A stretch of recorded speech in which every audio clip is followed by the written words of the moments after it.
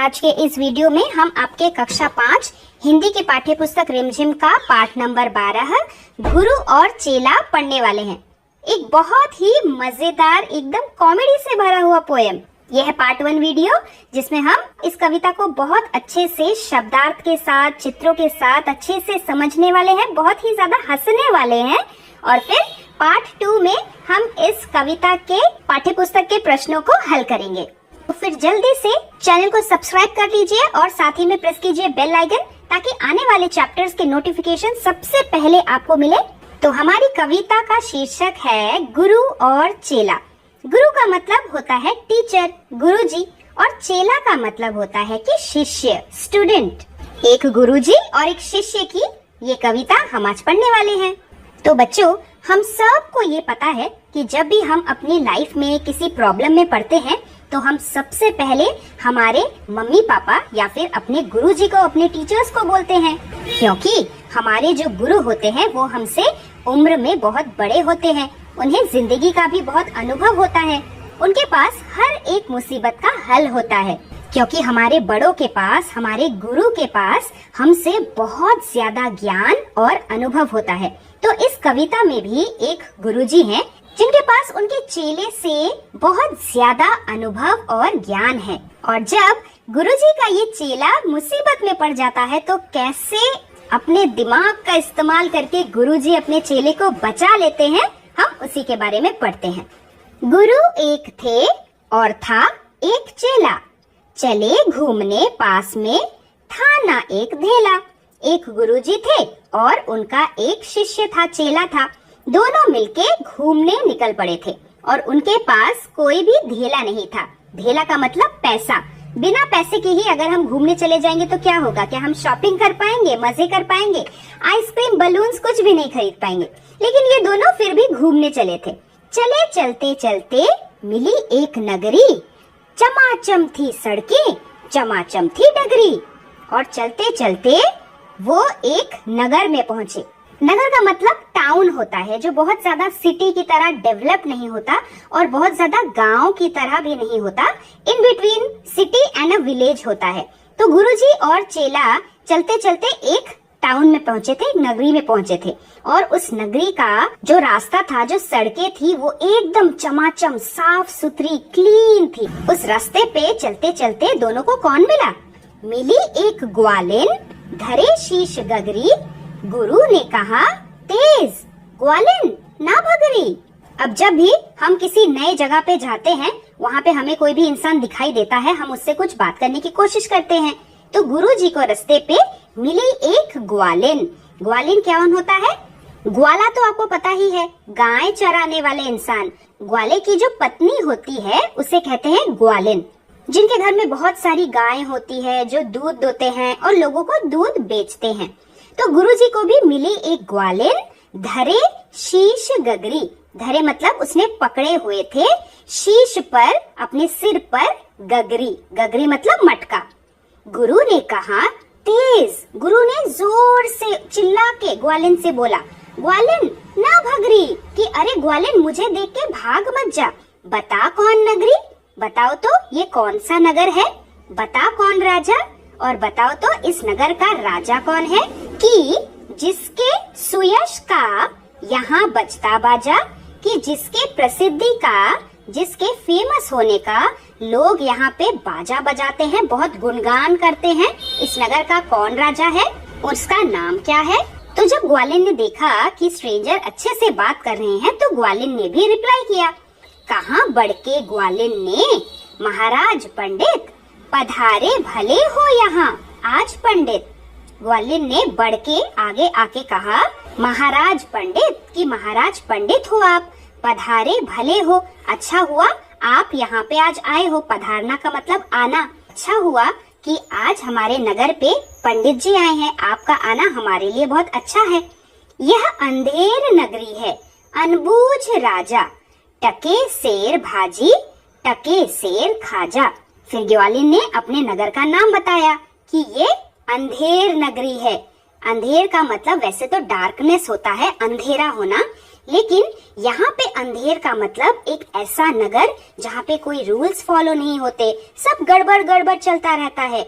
यहाँ पे कब कौन सी मुसीबत आ जाए पता नहीं। और हमारे राजा कैसे हैं? अनबूझ राजा हैं, एकदम नासमझ नादान राजा हैं, जो बिल्कुल भी बुद्धिमान नहीं है, अपने सोच विचार का प्रयोग नहीं कर सकते, बुद्धू राजा हैं। क्योंकि उन राजा ने कैसे नियम बना रखे हैं? टके सेर भाजी, टके सेर खाजा। सबसे पहले टके का मतलब क्या होता है? आधा आना। और आधे आने में लोग 1 सेर मतलब 1 किलोग्राम तक का सामान खरीद लेते थे अंधेर नगरी में। कौन सा सामान?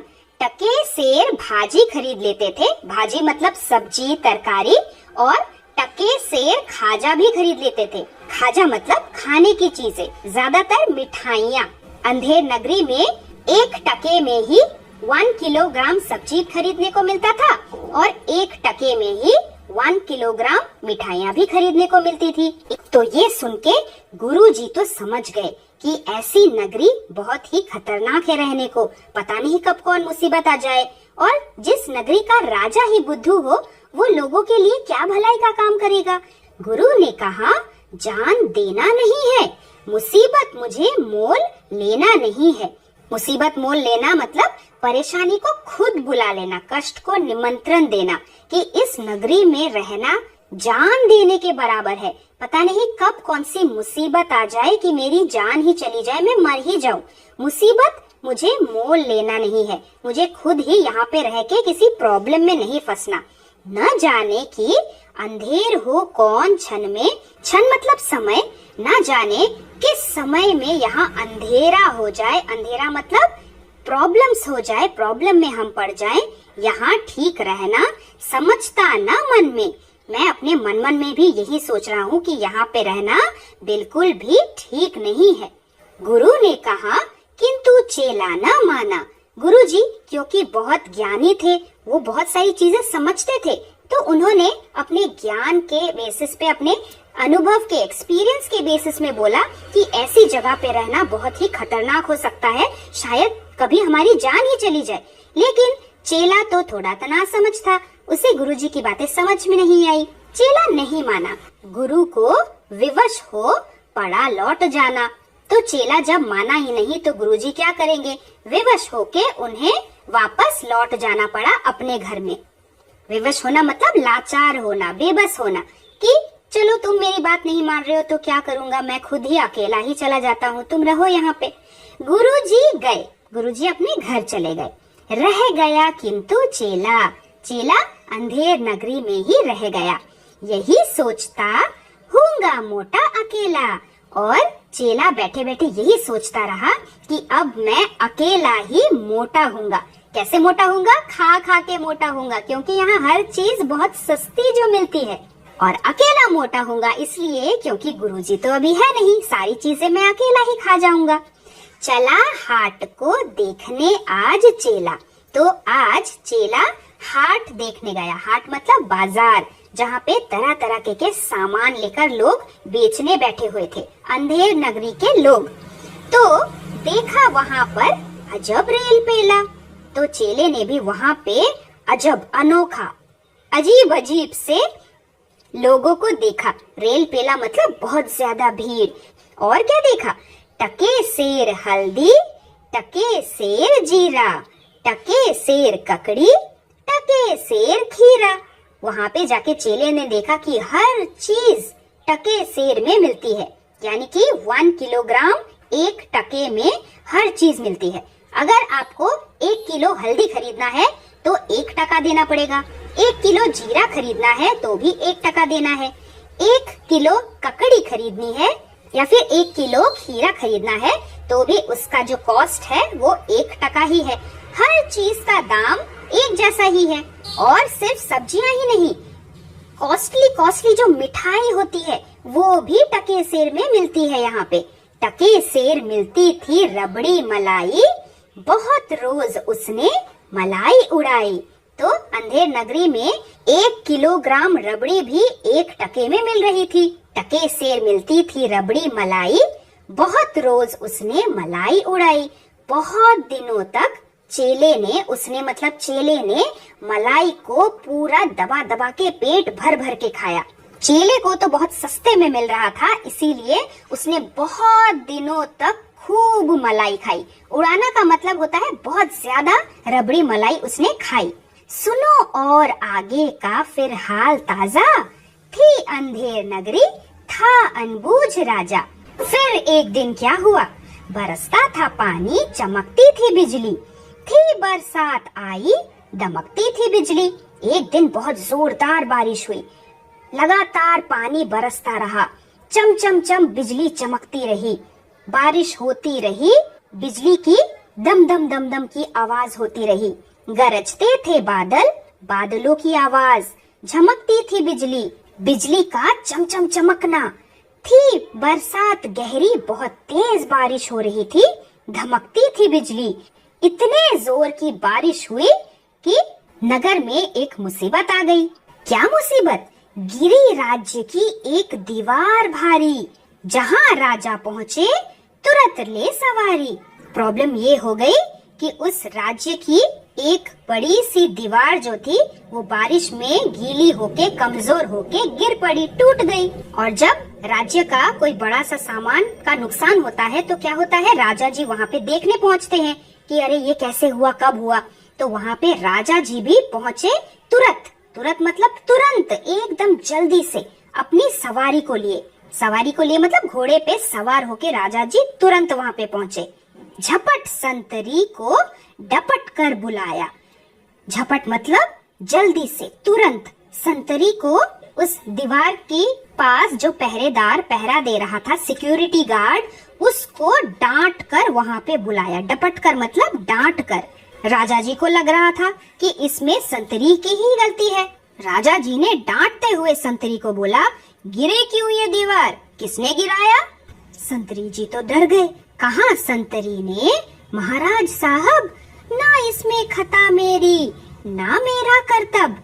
खता का मतलब है कि गलती, अपराध, कि इसमें मेरी तो कोई गलती नहीं है, ना मेरा कर्तव्य, कि मेरा इसमें कोई काम ही नहीं है, मैंने कुछ नहीं किया इस दीवार पे, कि मेरी वजह से ये दीवार नहीं गिरी। यह दीवार कमजोर पहले बनी थी, इसी से गिरी। यह ना मोटी घनी थी। संतरी ने कहा कि ये दीवार तो पहले से ही कमजोर थी, एकदम वीक थी, बहुत पहले से ही ये दीवार कमजोर बनी हुई थी, इसीलिए थोड़े से ही बारिश की वजह से, आंधी तूफान की वजह से ये गिर गई, क्योंकि यह ना मोटी घनी थी। मोटी घनी का होने का मतलब ज्यादा मोटी दीवार नहीं थी, पतली दीवार थी, इसीलिए कल रात को जो बारिश हुई, थोड़े से आंधी तूफान की वजह से ही ये दीवार गिर गई। लेकिन राजा जी को तो पसंद नहीं आया, उन्हें तो किसी न किसी को पनिशमेंट देना था। तो संतरी ने अपने आप को बचाते हुए बोला, खता कारीगर की महाराज साहब, ना इसमें खता मेरी, ना मेरा कर्तव्य।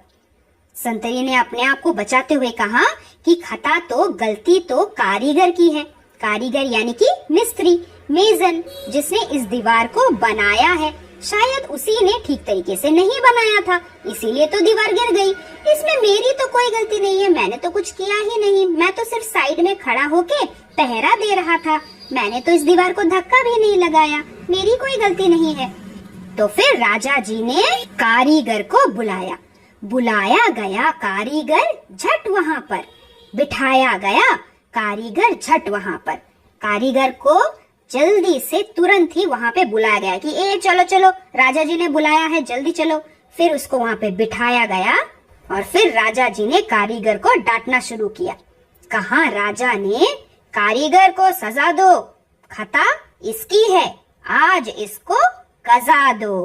राजा जी ने कहा कि क्योंकि ये दीवार कारीगर ने बनाई थी और उसने ठीक तरीके से नहीं बनाया, इसीलिए कारीगर को सजा दो, पनिशमेंट दो इसे। खता इसी की है, गलती इसी की है, आज इसको कजा दो। कजा मतलब मौत की सजा। पहले जमाने में राजा महाराजा लोग जब भी किसी को पनिशमेंट देते थे तो ज्यादातर मौत की सजा देते थे कि इसने अगर गलती की है इसे मार डालो, इसे नहीं जिंदा रहना चाहिए। तो राजा जी ने भी कारीगर को मौत की सजा दे दी। कारीगर तो डर गया, उसने अपने आप को बचाते हुए कहा कारीगर ने, जरा भी की न देरी। महाराज, इसमें खता कुछ न मेरी।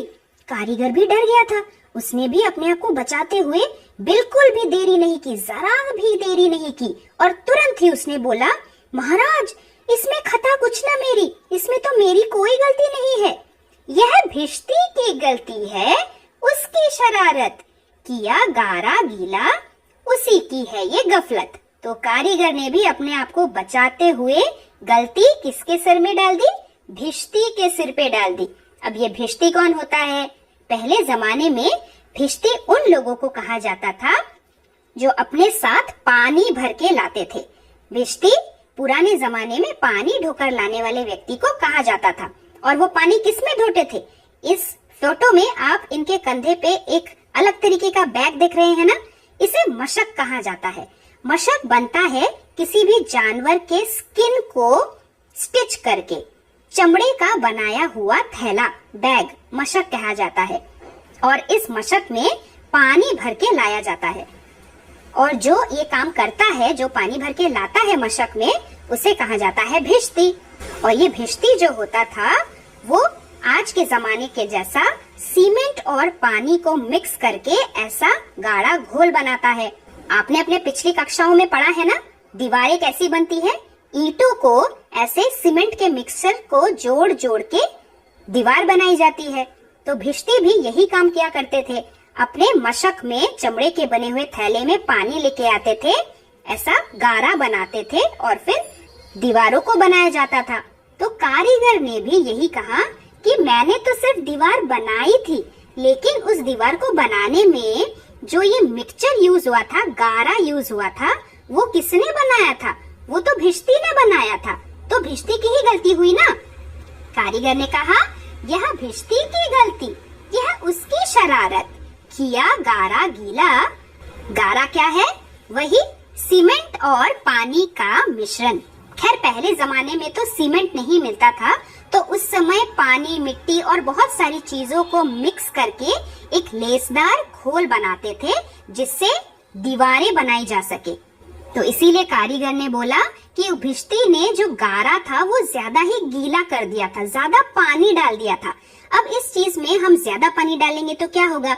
मम्मी को अगर आपने आटा गूंथते हुए देखा है, अगर आटे में मम्मी ज्यादा पानी डाल देगी तो क्या हम नीड कर पाएंगे? नहीं। वो नीडिंग करने वाला आटा एकदम dosa batter type liquid liquid हो जाएगा, तो उससे तो हम रोटियां नहीं बना पाएंगे। ऐसे ही कारीगर ने भी कहा, भिश्ती ने जो गारा था वो ज्यादा गीला कर दिया था और उसी से ये दीवार ठीक नहीं बनी थी। गफलत मतलब उसी से ये केयरलेसनेस, ये असावधानी वाला काम हुआ, ये बेपरवाही हुई।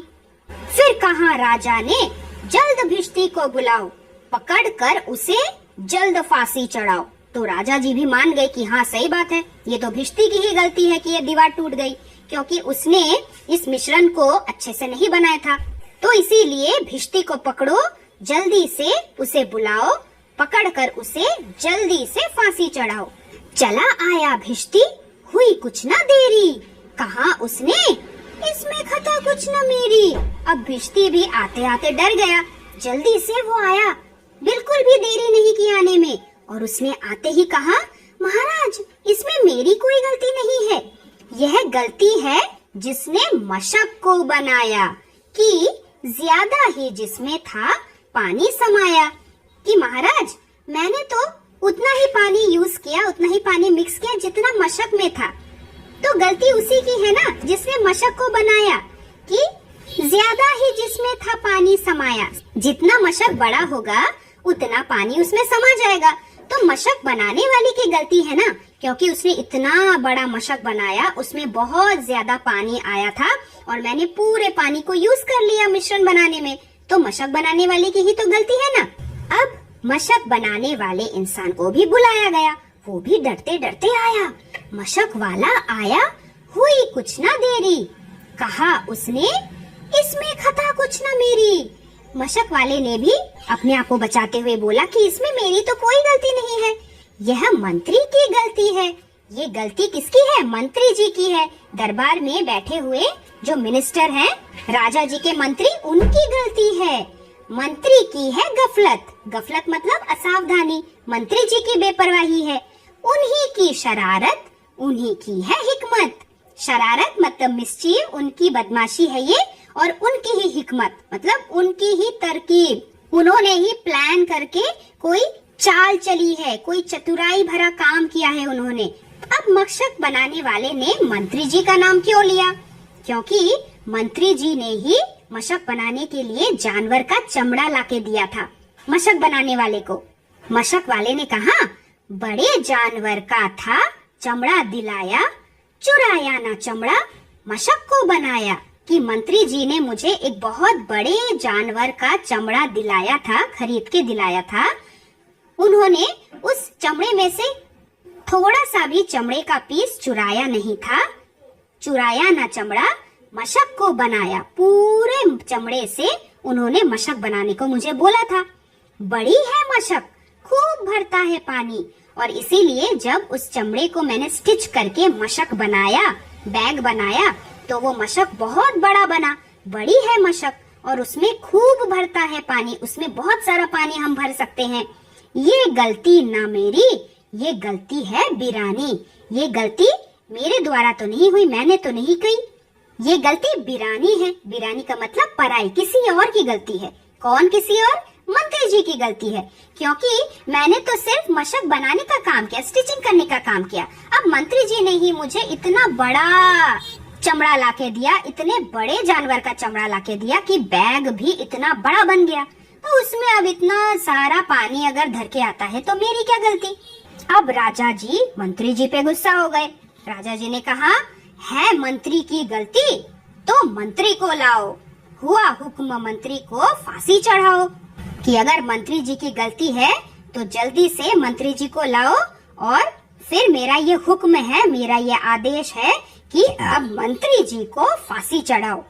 चले मंत्री को लेके जल्लाद फौरन। जल्लाद क्या होता है?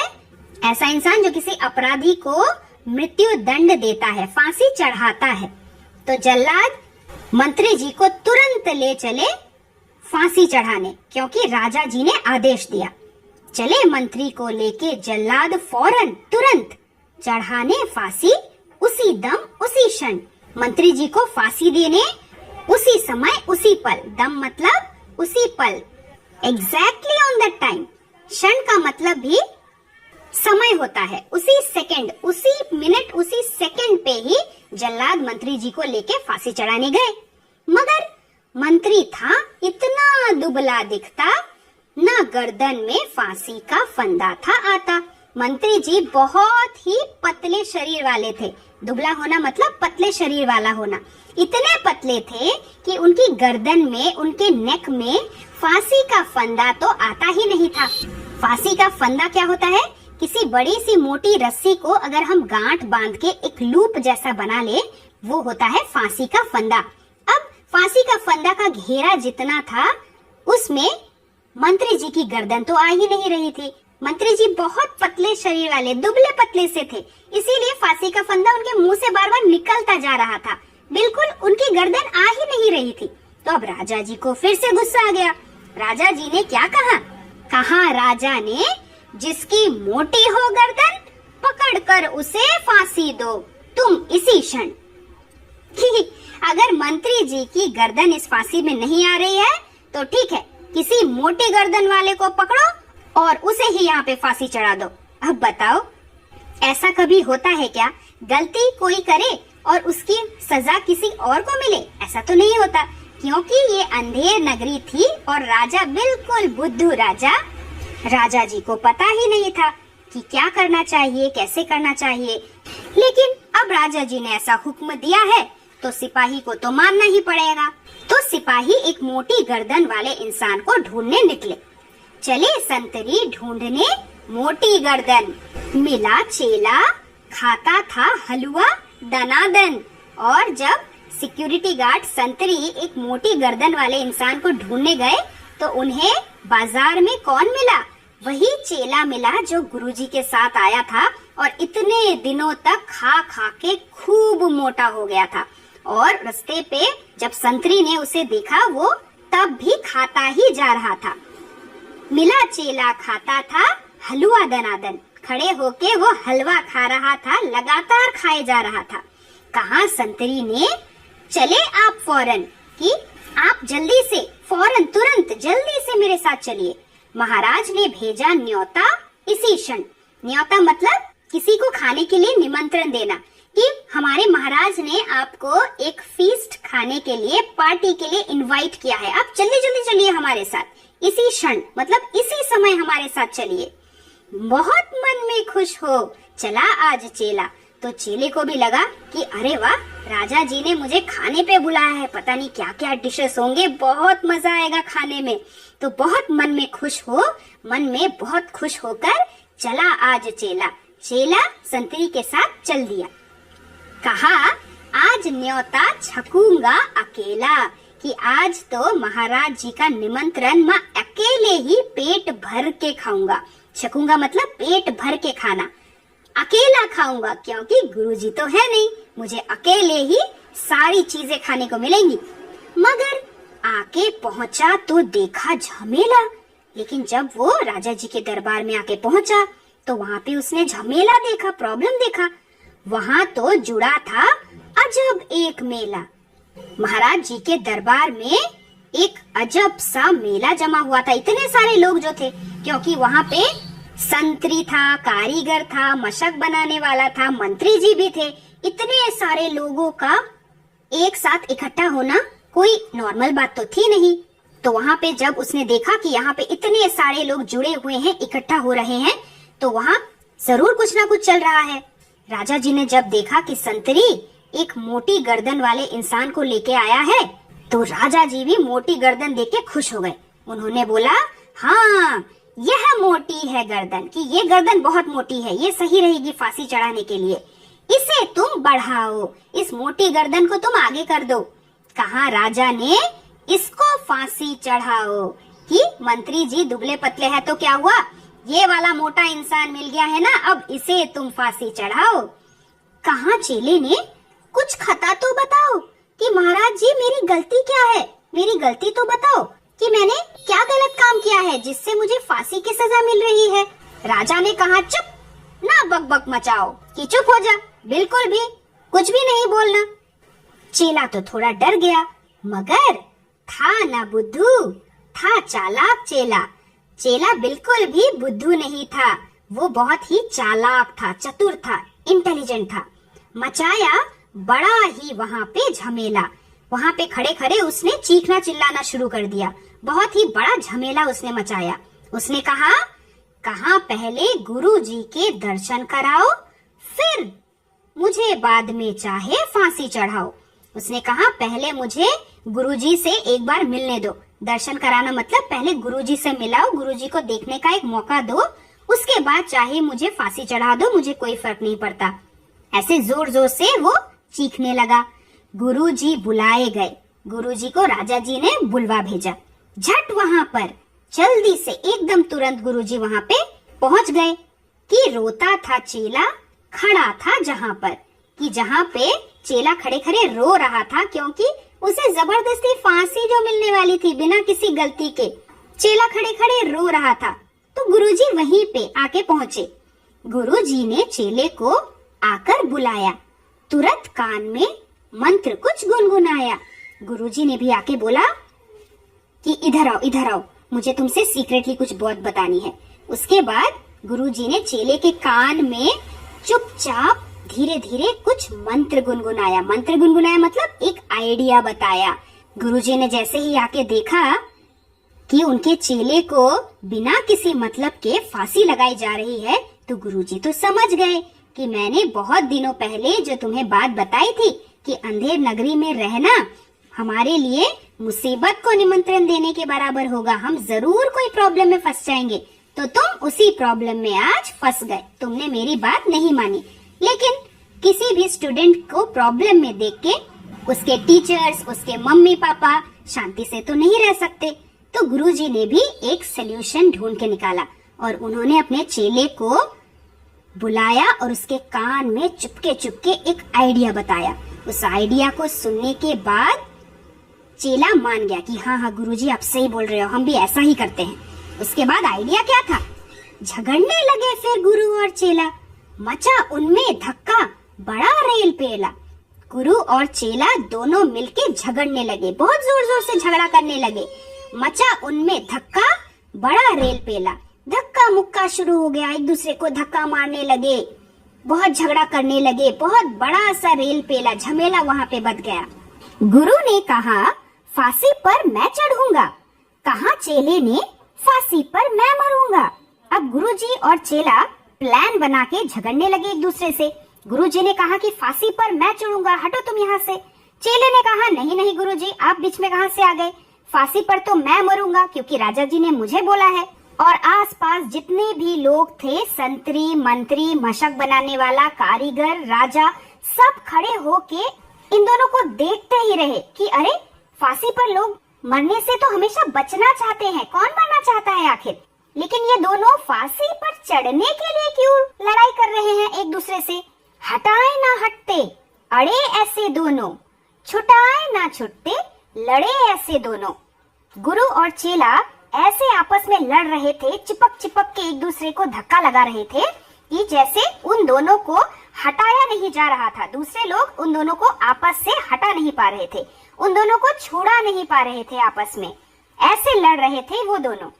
उसके बाद राजा जी आगे आए, बढ़े राजा आगे आए, सामने आए फौरन, एकदम जल्दी तुरंत, और कहा बात क्या है?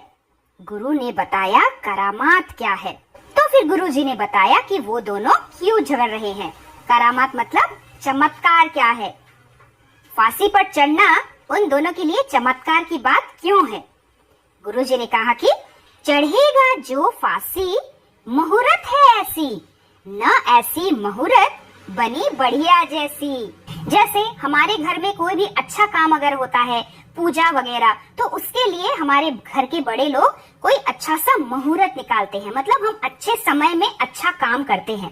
तो इसीलिए गुरुजी ने कहा कि इस समय एक स्पेशल मुहूर्त चल रहा है, स्पेशल समय चल रहा है, और यह स्पेशल समय पहले के जैसा कभी नहीं बना था।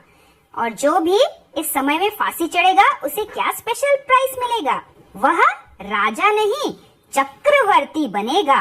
चक्रवर्ती मतलब एक ऐसा राजा जिसके पास पूरा संसार का साम्राज्य हो, वो पूरे संसार का राजा बन जाएगा, जिसका राज्य चारों दिशाओं में फैला हुआ होगा, संपूर्ण पृथ्वी का स्वामी बनेगा। वो राजा नहीं चक्रवर्ती बनेगा। यह संसार का छत्र उस पर तनेगा। संसार मतलब पूरा विश्व, पूरा वर्ल्ड। संसार का छत्र क्या होता है?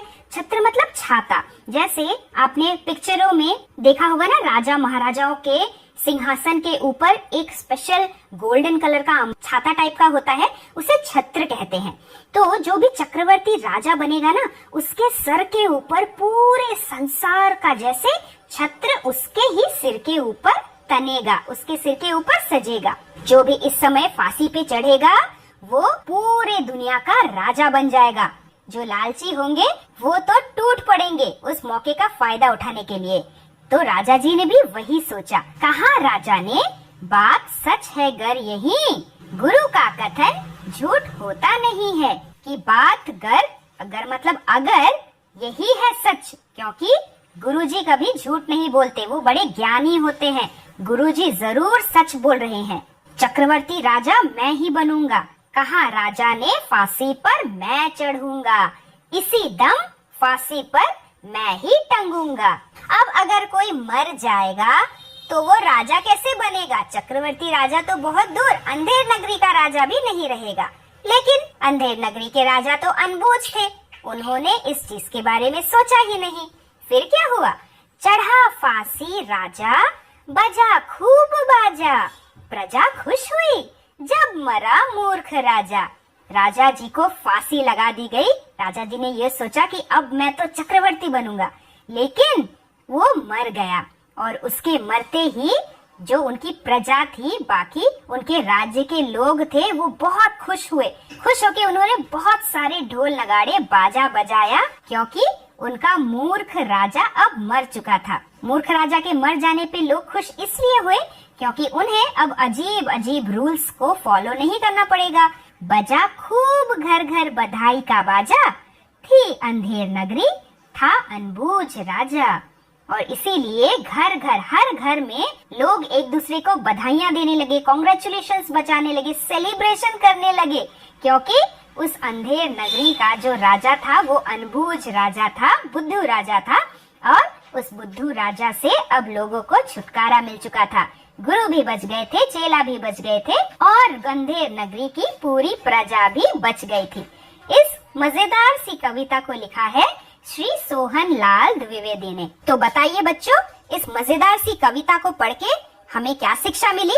हमें हमेशा हमारे गुरुजी पे भरोसा रखना चाहिए, उनकी बात को समझने की कोशिश करनी चाहिए और माननी चाहिए। और गुरु के लिस्ट में हमारे टीचर्स ही नहीं, हमारे पेरेंट्स भी आते हैं। और शिक्षा नंबर 2 ये है कि कभी भी लालच में आके ऐसी चीज पे भरोसा नहीं करना चाहिए। हमें हमेशा हमारे दिमाग से सोचना चाहिए और फिर हमारे फैसले लेने चाहिए।